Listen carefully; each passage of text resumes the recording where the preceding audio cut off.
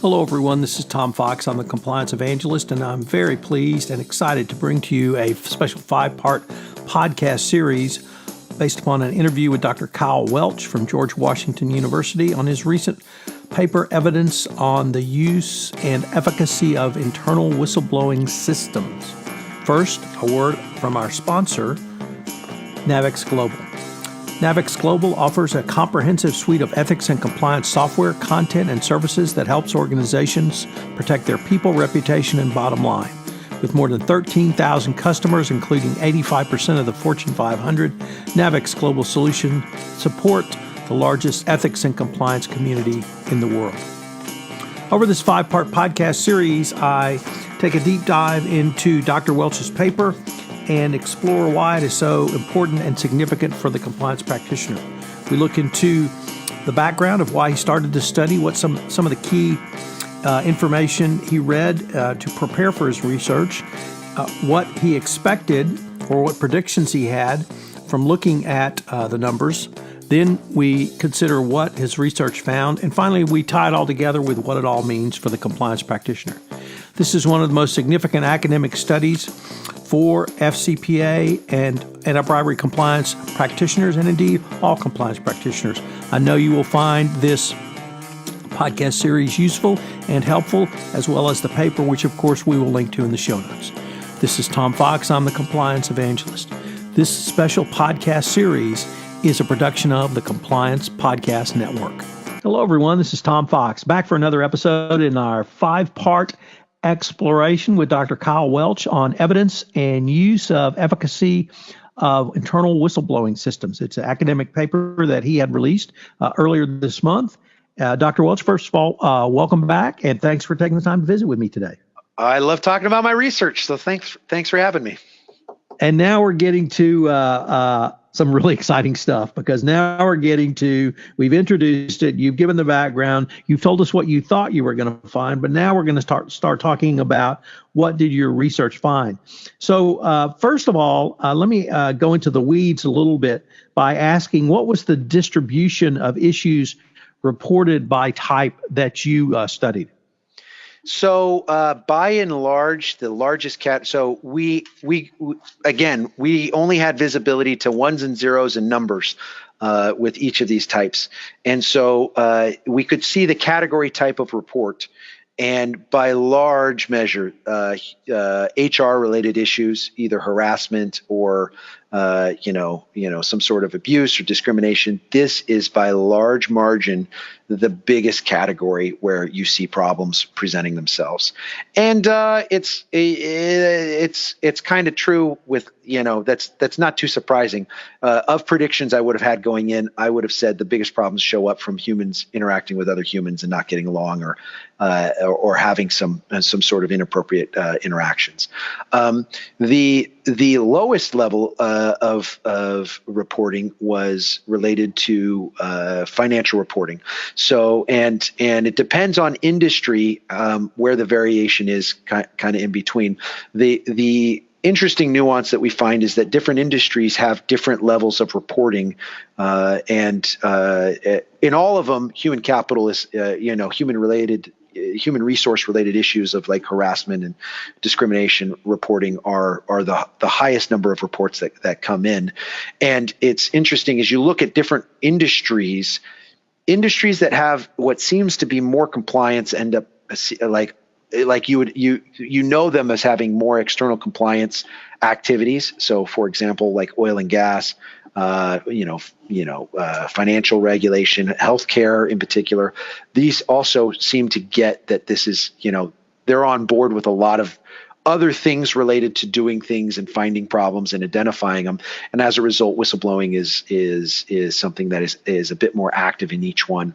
And so one thing I should say to the users, the consumers of this information is a lot of times people look at this and say, well, what about this? And do you control for that? And part of our process in doing this research is making sure that we can identify where the relationship is coming from. That's what we're trying to get at here. And so all these results that we talk about have controls in for factors that would impact the number of reports and how many reports would happen. And one of those factors would be by industry, right? So if you're in an industry that has more reporting, then that should be a control for, what kind of outcomes we would see with, say, related to lawsuits. So, and you can imagine that the amount of internal reporting related to harassment, the cost of actually going and getting one of those reports has been lowered as a result of, a very appropriate Me Too movement. The Me Too movement, one of the best parts about it is that it's lowered the cost and the stigma associated with reporting these issues. And so you'd imagine in 2018 and in 2017, at the end of it, you would see, and we observe this, you see a spike in this type of reporting. And so what we also have to do is we have to control for years, we have to control for industry, we have to control for profitability of a company. So if a company is more profitable, maybe they have more resources they can throw at these systems. So we control for all these factors, and that helps us get to an understanding of, okay, what factors are associated with other aspects and what can be attributed just to the whistleblowing and just to that, to the actual reporting internally of problems.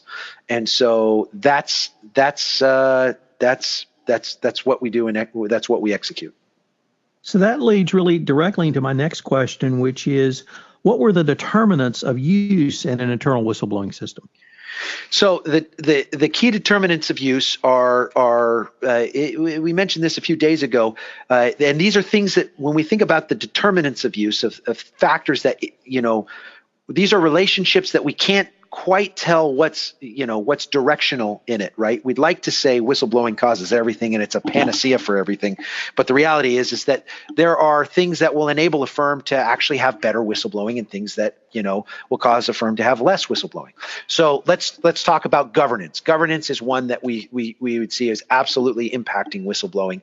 And we use this measure called the entrenchment index. And this is something that was created by a few authors several years ago. And what they do is they look at a number of governance metrics for a firm, and they look in the research paper is called What Matters in Governance, and they come up with this index that's related to these factors. And the factors include things that basically take away power from shareholders and give it to management.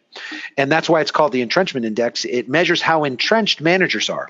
So things that like provide managers with a golden parachute, if something happens to them or they get terminated or things like that. Poison pills for acquisitions, staggered boards, right? So if you have a board election that makes it so it's harder to turn over the entire board of directors, that basically makes anyone or any investors that want to change this, that means they have to be around for several years consecutively and vote every time and then rally all the investors every year. And so all these factors come in to looking at an entrenchment index. And what we found is that, firms that have higher quality governance, meaning firms where managers are less entrenched, where boards are less entrenched, where they could, the shareholders have power, they actively use these systems, and they look at these systems and they're power users.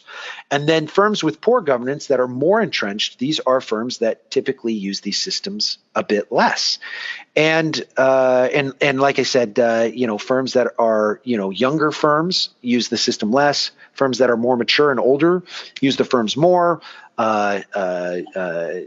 Firms with lower quality earnings and use the system less. And, that could be a factor that the management knows the system could report on the problem or that the system uncovers the problem. And so we factor all these things into our relationships here and making sure that we're identifying not just, one-to-one relationships, but how these other factors impact the outcomes of whistleblowing that we're concerned with. And, yesterday we talked about litigation. All of these things, these determinants of use get put in as what we call control variables to help us identify the outcome that we want to, isolate and see the relationship with. So with that, what were the outcomes associated with the use of internal whistleblowing systems that you were able to discern? All right. So the neat one here is, again, talking about material lawsuits. When you think about this, these are not just a lawsuit count. This is the number of lawsuits that are material to a firm. And materiality, as a rule of thumb, generally is about 5% of gross margin. And it's basically determined by the auditor who's ever doing it, but that's generally talked about as a rule of thumb. And so we're talking a lot of money here when it comes to lawsuits, and they're big lawsuits. And so what we found is that when we looked on a 1 year basis, controlling for all these other things, controlling for other determinants of use and how this, other levels that would impact use, the year, the industry, all those other things, we found that there are, about 4% or so fewer pending lawsuits in a given year subsequent to the certain, a given level of reporting.